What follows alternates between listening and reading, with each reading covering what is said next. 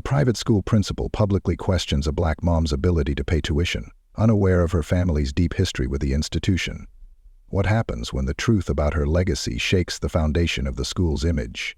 Before we dive into this powerful story of resilience and justice, let us know in the comments where you're watching from today. Don't forget to like and subscribe for more stories that challenge societal norms and inspire change. The line in the principal's office felt like it stretched for miles, though Melissa Grant was second in line. The room was silent except for the faint hum of the air conditioning and the nervous shuffling of parents' feet. Her son Christopher sat beside her, tapping away at a math game on his tablet. Every so often she glanced at him. His school blazer sharp and neat, a visual contradiction to the discomfort that weighed on the space around them. "Mom," Christopher whispered, leaning closer. "You think Principal Harland is going to be mean again?" Melissa's lips pressed into a tight line. "Chris, let me handle it," she said softly, placing a hand on his shoulder. "You just focus on your work. We'll be out of here soon." When the door to the office finally opened, the school secretary peeked out. "Mrs. Grant, Principal Harland will see you now." Melissa stood, brushing imaginary lint off her navy blazer. She gave Christopher a reassuring smile, but inside she was bracing herself. The last parent-teacher meeting had been tense. Harland's comments about diverse families and financial assistance being available for those who need it had been thinly veiled microaggressions. The office smelled faintly of leather and cologne. Principal Harland sat behind a grand mahogany desk, leaning back in his chair with the practiced confidence of a man used to being in charge. He barely looked up as Melissa and Christopher entered. "Mrs. Grant," he said without warmth, motioning toward the chairs in front of him. "Please, have a seat." Melissa settled in the chair, her back straight, refusing to let herself be diminished by his dismissive tone. Christopher perched beside her, his tablet tucked under his arm. "I trust you're both doing well," Harland said, though he didn't wait for an answer.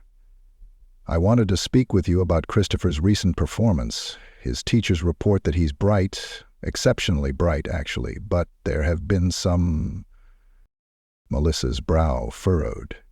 "Concerns? What sort of concerns?" Harland cleared his throat and picked up a file from his desk. "It's not about his academic abilities," he said, as though he were offering a compliment. "He's certainly meeting, even exceeding our expectations.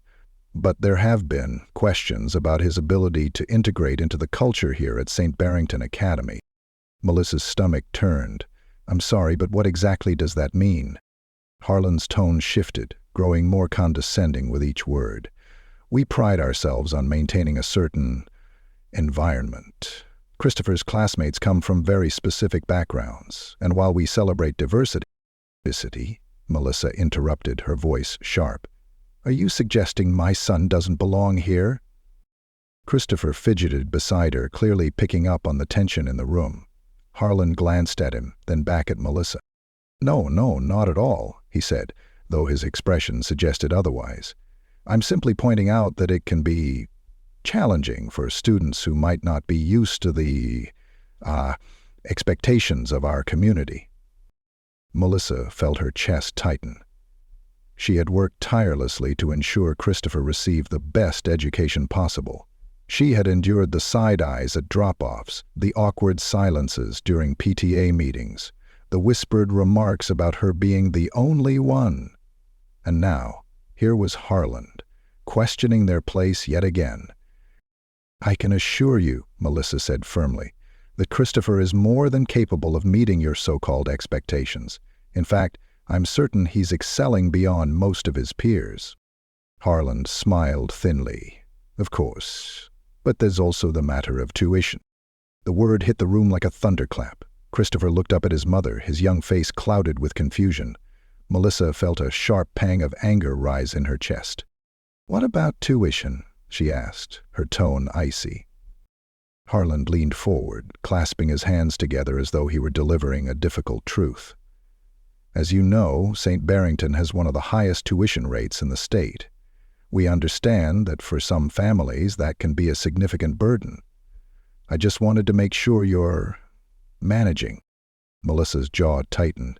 She could feel the heat rising in her face, but she refused to let him see her anger. "I'm not sure I understand the relevance of this conversation, Principal Harland. My payments have been made on time, every time." Yes, of course," Harland said quickly, but his tone betrayed him. "I just thought it was worth addressing. After all, we offer financial aid to families who might need a little assistance." "There's no shame in it, Mrs. Grant." Melissa stood abruptly, the legs of her chair scraping against the polished floor. She loomed over the desk, her voice steady but laced with fury. "Let me make one thing clear, Principal Harland. I don't need your financial aid. My son doesn't need your pity, and we certainly don't need your thinly veiled judgment." Christopher stared at the floor, his hands gripping his tablet tightly. Harland, for the first time, seemed slightly taken aback. He cleared his throat again, fumbling with the papers on his desk. "I didn't mean to imply anything," he said, though the guilt in his eyes betrayed him. Melissa leaned in, her gaze unwavering. "You've implied plenty. My son has a right to be here just like every other student, and if you have an issue with that, perhaps you should reconsider what kind of environment you're actually fostering at this school." Without waiting for a response, Melissa grabbed Christopher's hand and walked out of the office, her heels clicking against the floor with every purposeful step. The secretary looked up from her desk as they passed, her expression unreadable. Outside, Melissa knelt to face her son. "You okay, baby?" Christopher nodded, though his eyes were heavy with questions. "Why does he think we don't belong?" Melissa sighed, brushing a hand over his neatly combed hair. "Some people make assumptions about others because they don't understand them. It's not right, but it's the way things are sometimes." Christopher's gaze didn't waver. "But we do belong, don't we?" Melissa smiled, her voice soft but resolute. "We absolutely do. Don't let anyone make you think otherwise." As they walked to the car, Melissa's mind raced. This wasn't just about Harland or his comments. It was about standing up for her son, for her family, and for the legacy they were building, one that would not be diminished by the ignorance of others. She glanced back at the school, its grand facade gleaming in the afternoon sun. This wasn't over, not by a long shot. The walls of St. Barrington Academy's hollowed halls seemed to loom taller in Christopher's mind as he walked to class the next day. The whispered voices of his classmates, growing louder and cutting deeper, filled the spaces around him. He clenched his fists tightly, his books pressed to his chest as though they were armor. At lunch, he sat alone under the massive oak tree near the soccer field, poking at his sandwich without appetite. His friend Lucas had been avoiding him all morning, and it didn't take much to guess why. News spread fast in schools like St. Barrington, especially when fueled by the curiosity of kids whose parents had likely overheard the principal's comments and when whispered about them over breakfast. Christopher sighed, staring at the engraved plaque at the base of the tree. It bore the name of a donor he didn't recognize, but he realized there were dozens more around the school. Benches, fountains, even the library bore the names of families who had poured money into the academy for decades. "Didn't Mom ever tell me about our connection to this place?" he murmured to himself. That evening, at home, Christopher worked up the courage to ask. Melissa was sitting at the dining table, her laptop open and a cup of tea by her side. The weariness in her eyes didn't go unnoticed, but her determination still shone through. "Mom," he began hesitantly, "do we have, any history with St. Barrington? I mean, did anyone in our family go there before me?" Melissa froze mid-typing, her fingers hovering over the keys. For a moment the room was silent except for the faint hum of the refrigerator. "What makes you ask that, sweetheart?" she said, carefully closing her laptop. I noticed all those names on the plaques at school," Christopher explained. "And Principal Harland, he acts like we're some kind of outsiders or something. I just thought maybe we aren't." Melissa took a deep breath. She had hoped to avoid this conversation, but after Harland's condescending remarks, she realized the truth needed to be told. "Chris," she said, motioning for him to sit beside her. "What I'm about to tell you might surprise you." Christopher slid into the chair, his wide eyes glued to her face. "Your great-grandfather, Elijah Grant, was one of the first black students to attend St. Barrington. He started there when schools were still segregated back in the 1950s. Christopher's jaw dropped. "What?" Melissa nodded, her voice softening. "He faced a lot of challenges, racism, bullying, teachers who didn't believe in him. But he pushed through and became one of the most respected alumni in the school's history." Christopher leaned forward, hungry for more details. "What did he do?" "He became a lawyer," Melissa said with pride. "He fought for civil rights, worked to desegregate schools, and even helped bring more opportunities to families like ours. When he passed, he left a substantial donation to St. Barrington to ensure kids like you could get an education." Christopher's mind raced, connecting the dots. "So, that's why we're here?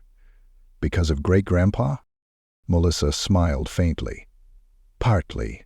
I pay your tuition, Chris, but your great-grandfather made sure this school could never forget what he stood for.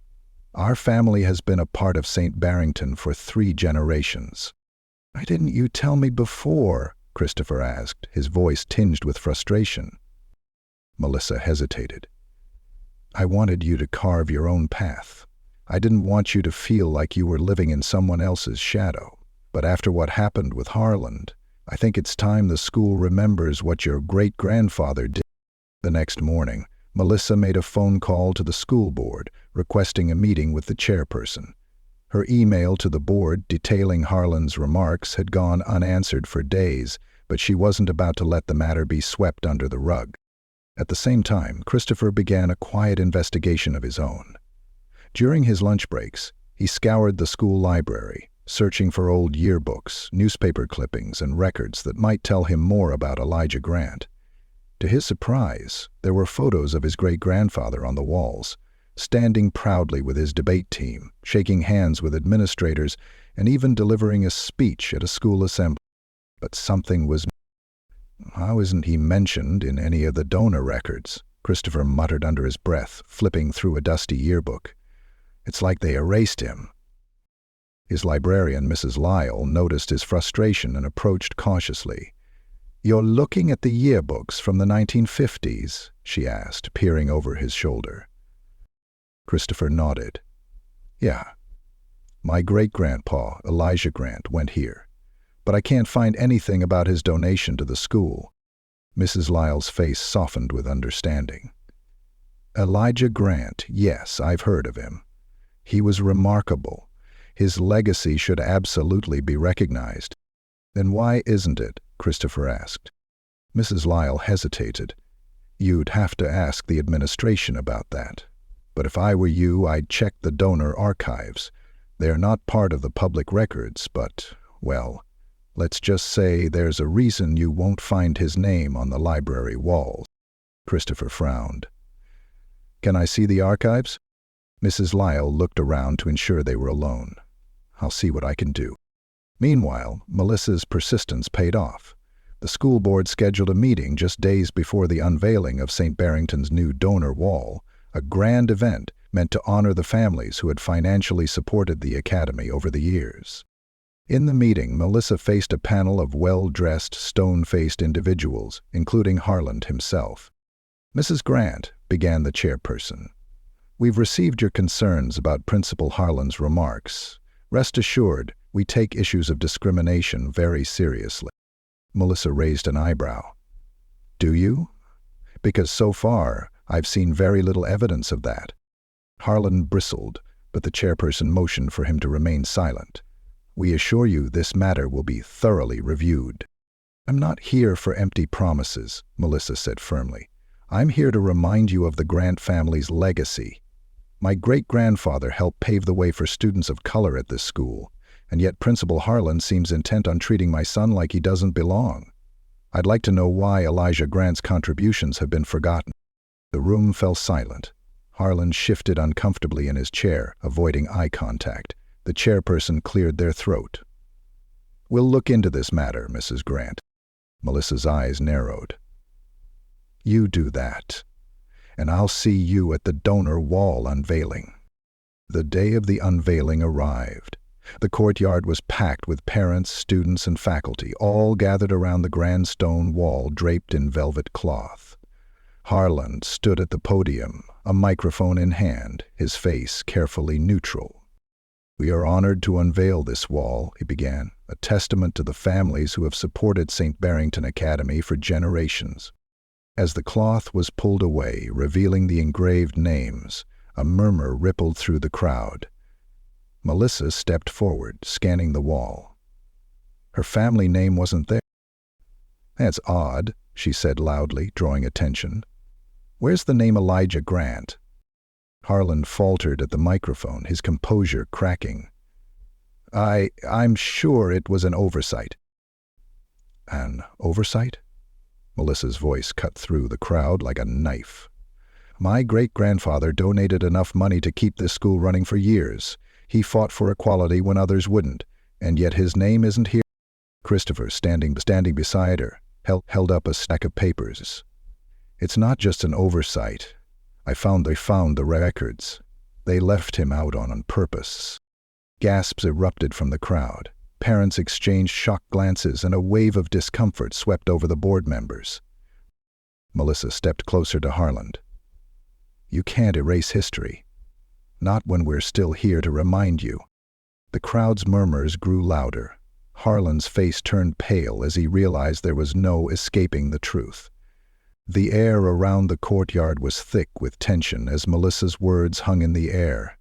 Principal Harland's face had gone ashen, his composure visibly cracking under the weight of her revelation. Parents whispered to one another, their murmurs carrying a mixture of shock, curiosity, and quiet outrage. "Mrs. Grant," Harland began, his voice trembling slightly, "I assure you this is not what it seems." Melissa stepped forward, her posture commanding and unwavering. "Oh, it's exactly what it seems, Principal Harland. My great-grandfather, Elijah Grant, gave more to this school than most families here could ever imagine, and yet his name isn't good enough to stand on your precious donor wall." Christopher, standing beside his mother with a file of evidence clutched in his hands, finally spoke up. His young voice carried a strength that belied his age. "I found the records, Principal Harland. Great-grandpa's donation wasn't just big, it was one of the biggest in the school's history. And I know why you left it off." The crowd turned their attention to Christopher, the son of a long-overlooked legacy, now challenging an institution that had tried to ignore it. "This school didn't want people to remember someone like him," Christopher continued, his voice clear and steady, "because it didn't fit the story they wanted to tell about St. Barrington." Melissa placed a steadying hand on Christopher's shoulder, her pride and emotion evident in her eyes. "My son is right. This isn't just an oversight. It's erasure, and it's unacceptable." The chairperson of the school board, a tall man with salt and pepper hair and a reputation for pragmatism, stepped forward, his face lined with concern. "Mrs. Grant," he said, his tone conciliatory, "if there has been a mistake, we will rectify it immediately. The school has always taken pride in its history." "History," Melissa cut him off sharply. "If you cared about your history, Elijah Grant's name would already be on that wall.